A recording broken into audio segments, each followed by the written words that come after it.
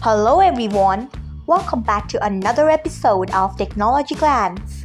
Today in this video, I'm going to guide you through how you can change lock mode to kids mode plus touch effects on MX Player. So let's get started. Firstly, open MX Player app in your device. Then tap on your profile icon if you haven't. Next tap on settings. After that, tap on player. Next tap on controls. Then you can see the option of lock mode. Tap on it.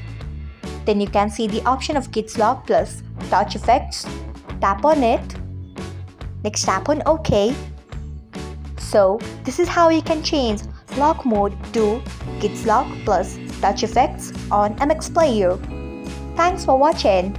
If you found this guide helpful, we would love it if you hit the thumbs up button below. We upload great new tech tutorials like this one every day, so do not forget to subscribe to our channel and hit the bell icon so that you will never miss another update.